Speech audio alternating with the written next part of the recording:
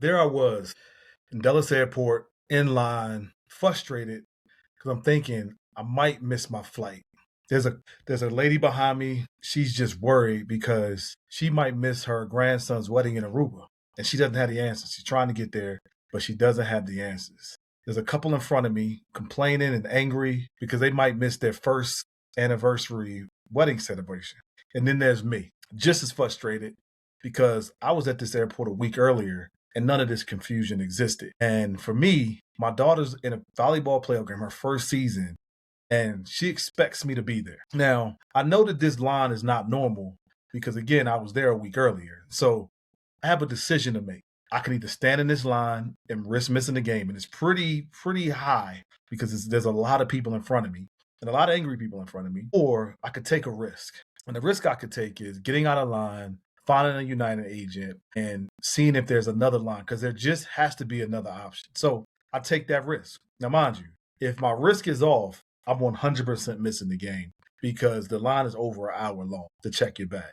So I take that risk. I find a United agent and I walk up to her and I say, "Hey, excuse me, ma'am, there has to be another option."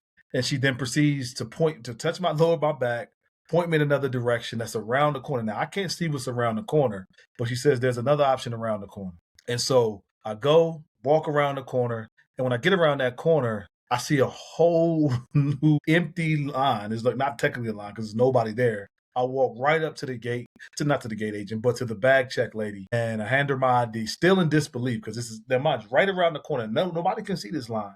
There's a line of frustrated people that's over an hour long, but in this line, there's nobody in that line. I hand her my license. She checks my bag, and then off I am to my gate. And as I'm walking to my gate, I see other people talking to the same lady I talked to, and then she's beginning to tell others, and those people are hurrying over, all because I took that risk. Now, what does that have to do with you? Today, in the news cycle, there's tons and tons of negativity, people frustrated, people trying to make their point. And at the same time, there's a lot of people afraid to take risks. And so what made me start Fed Legacy 17 years ago was we were in the similar places of the country. I was watching my parents afraid to make risks. And because of that, they made some mistakes, right? And that was the foundation that allowed me to start Fed Legacy because my parents just didn't have the answers. They didn't take the risk to go talk to someone and get new information. They just didn't know. And there's tons of folk who stand in line, stand in places in lines and things like that, frustrated because they just don't want to get out of line and take the risk, or they don't want to stand out for whatever the reason. And so tonight, what we're going to talk about are some of the risks that you as a federal employee have at your disposal and how to manage that, right? So that you and your family could get to the destination that you desire, which, because you're on a Fed Legacy call, is a strong financial legacy for your family, because that's what we deliver at Fed Legacy. So the next 30 minutes, what we're going to talk about is the real definition of risk, what that means, the advantage that you as federal employees have and how to activate that, and the 18-month danger window, right? And so the market doesn't care about your retirement date. I'm going to say that again. The market does not care about your retirement date. I remember when I first started with Fed Legacy, and we were in Rockville, Maryland, at the HRSA building, 5600 Lane. I'll never forget it, like it was yesterday. I was brand new. I was brand spanking new. This was right after the financial crisis of 2008, and a lady was telling me she was in her late 50s, and she was just telling me the story. She was like, "Will, I was getting ready to retire, but I lost half of my TSP." The reality was she lost about 39% of her TSP at that point of the conversation. And so she was like, "I had plans. Now my income just doesn't make sense for me to retire because of what just happened." That's all about timing. She was getting ready to retire. When we look now backwards, the next year and the year after that, she would have made some of that money back. But in that very moment, as we were talking, her account was down 39%.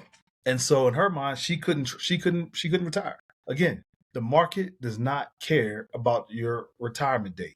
You have to have a plan that optimizes your retirement no matter what the market does. And so that's what we talk a lot about at Fed Legacy. So right now you might see geopolitical stuff that's going on. You see the energy volatility. All these things are real factors. If you're getting ready to retire, those things matter. If you're not getting ready to retire, they don't matter as much. And we'll go back into that later. So one of the things that I noticed that causes a lot of federal employees not to have a plan is You just got your good government job. I should have spelled that GUBENT, government job, and you're set.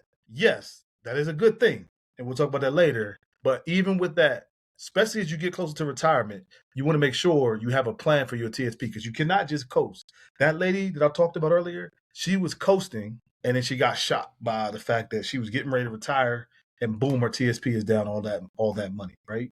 And so again, your pension is a foundation. It's not just a finish line. And so the word risk, I say this all the time, the word risk has been keeping you broke. A lot of times when I talk to folk and they say, and you can tell me if you've ever met someone like this, or it might be you might say, well, I got all my money in the G fund. That is not a great thing to say if you got 20 years left in the federal government. I had a lady today, she had called me, and this lady is she's a good real estate investor. She owns. I actually featured her on my. Well, I won't go there because you would be able to identify her. But she's really good with outside investors. But she was just telling me, she's like, well, I'm about to put all my money in the G fund and this, that, and the other. I already got 50%. I'm about to put the remaining in the G fund. And she's 51. She's 51. And I said, that's not good. No matter what's going on right now, she's like, but I don't like to take risk. And I was like, well, that's not the way that people that become TSP millionaires get there, right? And I've met a lot of people like that they see a little bit of money loss, and all of a sudden they run and put everything in the G fund. That's not good advice. If you got years to go in the government, times like this can be good, because moments like this, the market can dip. You have money sitting as you can up your TSP balance, or money you have in other funds. You start putting that into the CNS fund, and you're now CSNI fund, and now you're buying stocks at the dip, which is a good thing. But you must have years and years and years to go. And so when you have years and years to go, you really, really win. And so some of the times when I talk to folk who are TSP millionaires, and they're like, I retired, I put money in my TSP, I never touched it. That's good. Now those people, now mind you, those people are having retirement conversations, a year or so out before retirement. And so we're diversifying things a little bit. But if you have time before you retire, saying you don't want to take risks will keep you broke and keep your TSP down low, because you just don't gain a lot of money in the G fund. And moments like this is where a lot of folks run to the G fund. And so what I want to also explain to you is, when you watch the news and you hear a lot of things about everything is risky and things like that, I get it. But as a federal employee, you all are also playing a different game. And the game that you're playing is the fact that you also have multiple streams of income in retirement, so that when you get to retirement, your TSP is not the first place you're going to come for income, like most people. And I talk about that all the time. Most people have to play a game of defense at all times for the most part, because their TSP, their 401k is the only income outside of their Social Security that they will get.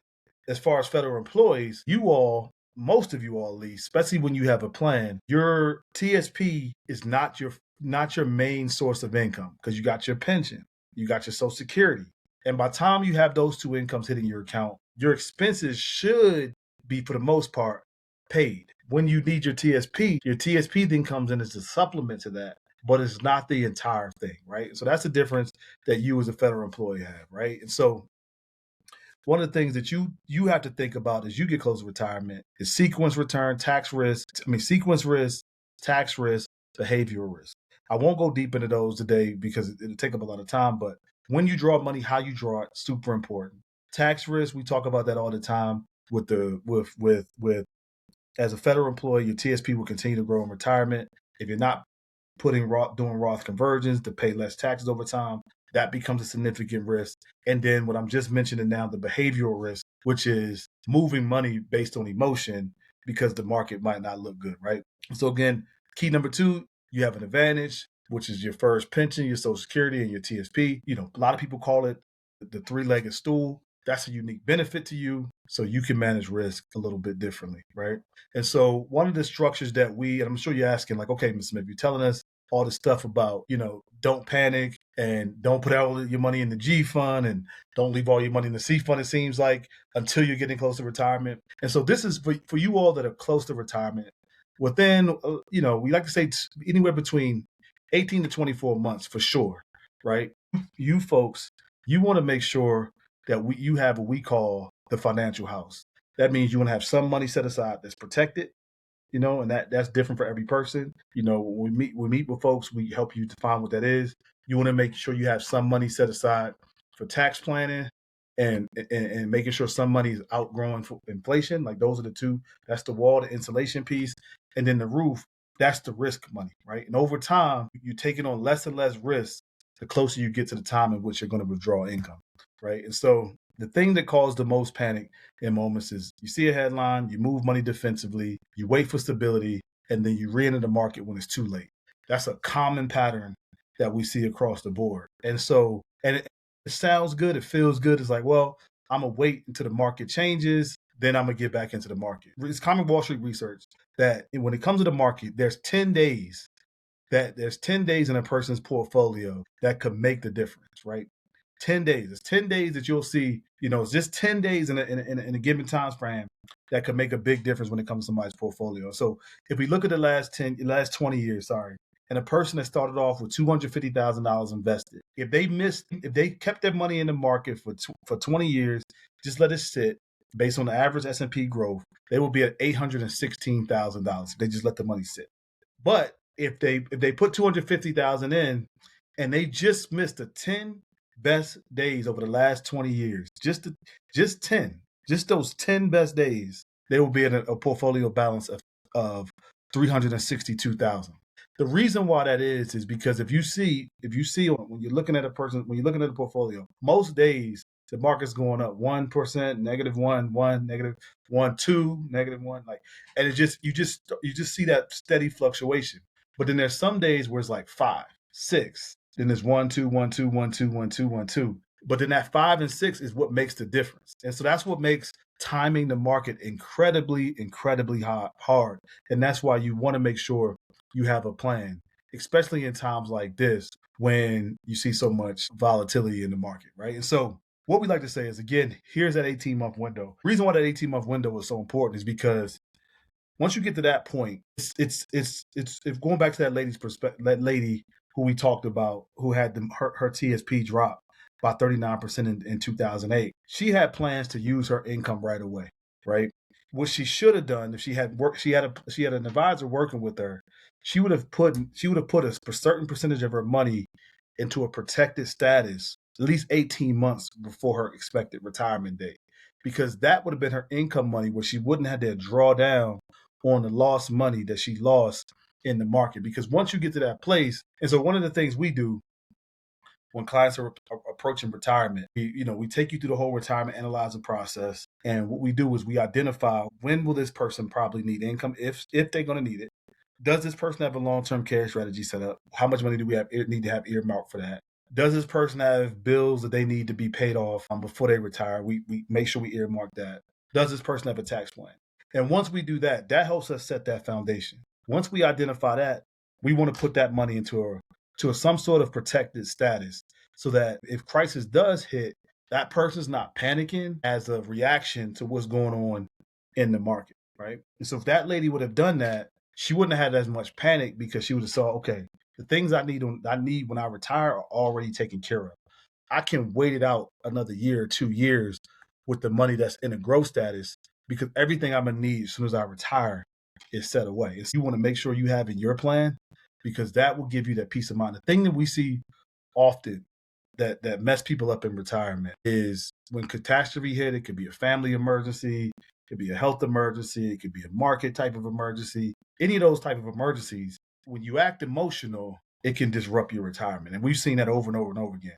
But those folks that have those big emergencies happen in their life, and they will happen, they know exactly where that money is coming from, right? And so that helps you mitigate that risk, right? So when you retire, you want to have some now money, some soon money, and some later money, right? And that's one of the things we talk about: now money, soon money, later money. And that now money, you want that protected. That soon money can take medium level of risk. That later money, you could take risk. And that's the later money is where you really, really, really exponentially grow wealth. And this is something we don't talk enough about in our community. It's something that we talk a lot about on our calls. But we want that later money to continue to grow and continue to compound. I love stories where I'm talking to clients and they're telling me, oh, I'm retired and I'm enjoying this. And my money is just growing so, and they just can't believe it because of the power of compound interest. because they've believed in the mindset of different types of money have different goals, right? So you always want to have money that's in growth mode, right? According to your situation. But if you can, making sure you have that money set aside in that way. So what we do, we call it our TSP finish line process. We help you create that financial income plan. Super, super important, because that's what gives you peace of mind. I always talk about a lady who retired a couple years ago, and we helped her create an income plan where she didn't think she needed it. But when she retired, she realized, hey, I'm spoiling my grandkids. I like to travel, and I want to spend more money. We started giving her. We had already talked about it in advance of her retiring, but she didn't think she was going to need the money right away. She didn't need it right away. She needed it a year later. She started taking $3,000 a month because we had a plan. She took the $3,000 a month. Now she's taking $3,500 a month.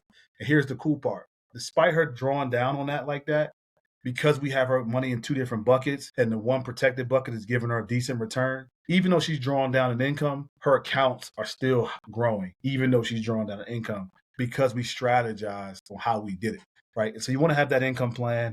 You want to have that net tax optimization done. That's the N. I skipped over the I. That's super important, especially because of the Secure Act rules that changed in 2019. You want to have your proper investment allocations. That helps you mitigate that risk part. You want to make sure you understand your Social Security timing. I know Raphael did a webinar on that a couple of weeks ago, and we talked a lot about that there. And then your income sequencing, where you take income from what account, when, super important. And then making sure you have healthcare and a legacy plan set up that benefits your family. So